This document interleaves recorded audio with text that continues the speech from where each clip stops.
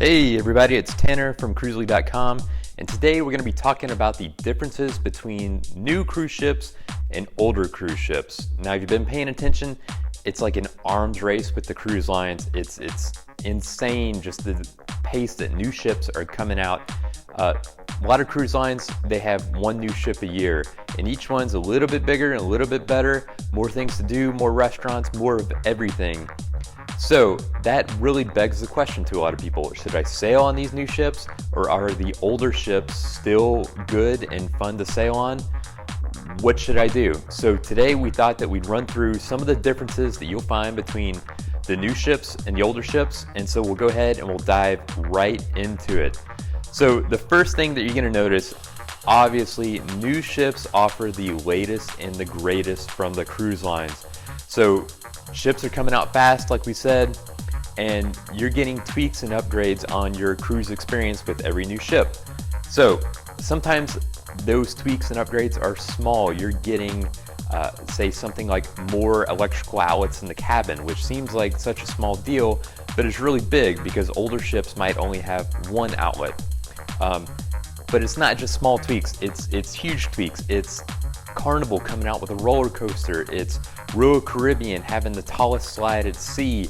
Just as cruise ships and technology gets better and better, your newer ships are showcasing this, and the new ship is really a place for the cruise line to put everything they've been innovating with onto one ship. So your new ships definitely offer an experience that's above and beyond what you might find on an older ship. So number two big difference goes along hand in hand with what we just explained, but there are simply more things to do on a newer ship. Now, Norwegian comes out with their go-kart at sea. This is only on their newer Breakaway Plus class ships like the Encore or the Joy. Royal Caribbean, Carnival's putting a roller coaster on their newer ship. But it's not just the extreme activities, it's also the other things to do on the ship, like restaurants. Whereas an old Royal Caribbean or Carnival or any cruise ship might have a handful of restaurants, you're seeing new ships have more than a dozen places to eat on board. So if you're one of those people who loves having a lot of things to do and you don't really want to just hang out by the pool and have a drink, you want to go and do and see and experience, then the newer ships are going to have a lot more for you to do than an older ship. Now, we've talked so far about newer ships, but older ships definitely have some perks too. And one of the big ones is that the third big difference that you'll find between newer ships and older ships is that older ships often have cheaper prices. So, new ships come out, they get all the marketing buzz, they get all the excitement from the passengers, and cruise lines price them accordingly. You'll find higher prices. But the older ships aren't just running empty with empty cabins. The cruise lines want those ships to run full. So what do? They have great deals on these older ships. So for instance, we took a look at Royal Caribbean. We found a sailing an 8-night Eastern Caribbean cruise on Empress of the Seas that departs in April. The price was $439 per person. So Empress of the Seas is one of Royal Caribbean's oldest ships. It first started sailing in 1990. So that's for an 8-night Eastern Caribbean cruise. For a 7-night Eastern Caribbean cruise aboard the Oasis of the Seas, which is one of Carnival's newer ships, that same trip was $980. So for about twice the price, you can either sail on the newer ship, or for half the cost, you can sail on the older ship. So that right there is a really big reason to continue looking at older ships for your next cruise.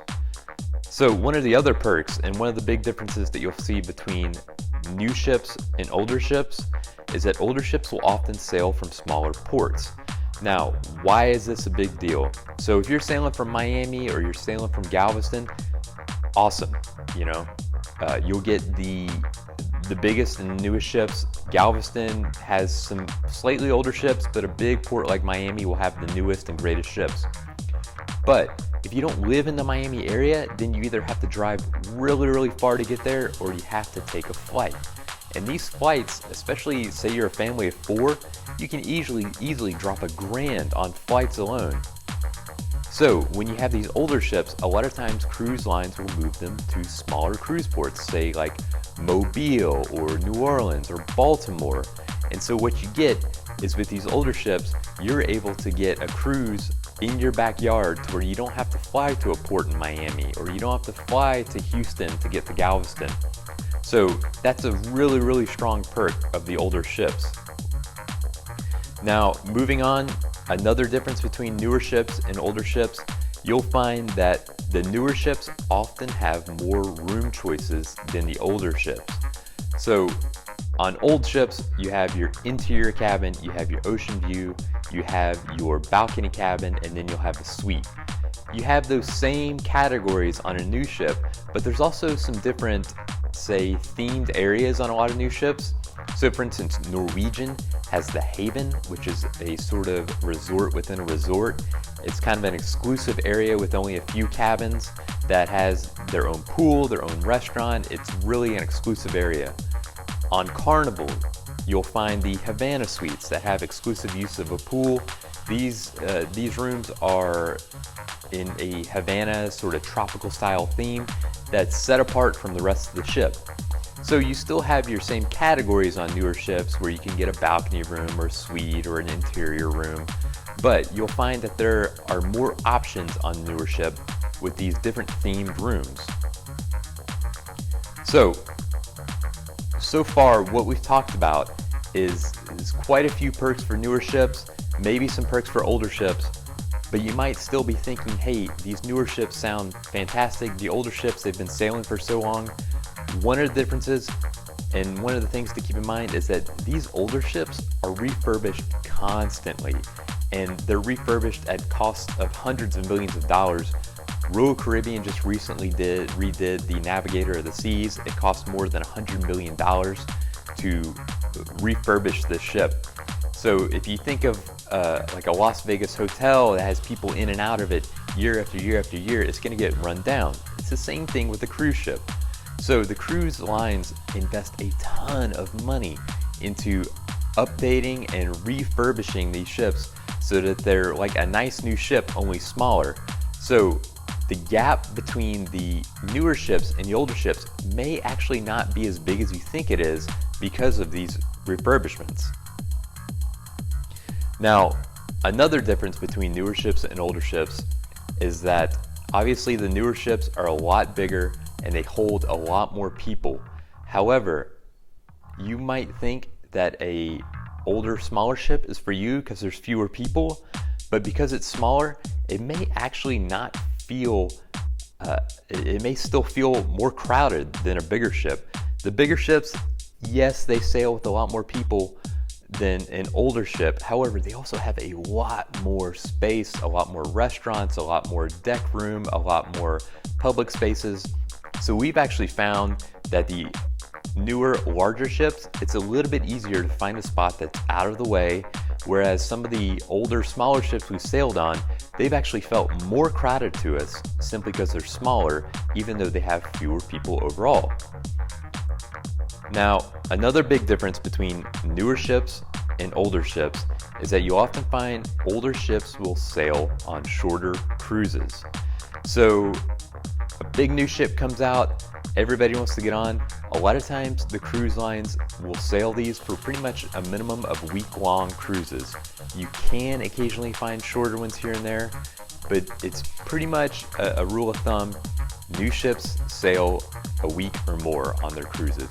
Now the older ships often sail these shorter cruises. So if you want your 3-day, your 4-day, your 5-day cruise, a lot of times that is going to be on an older cruise ship.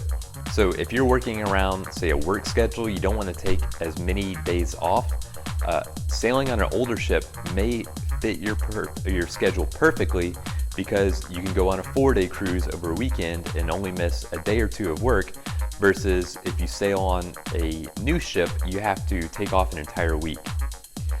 So I hope that you have enjoyed our discussion of some of the differences between newer ships and older ships. For more, be sure to visit Cruzely.com. As well, if you subscribe to our YouTube channel, you'll always be alerted whenever there's a new video coming out. Until then, happy cruising.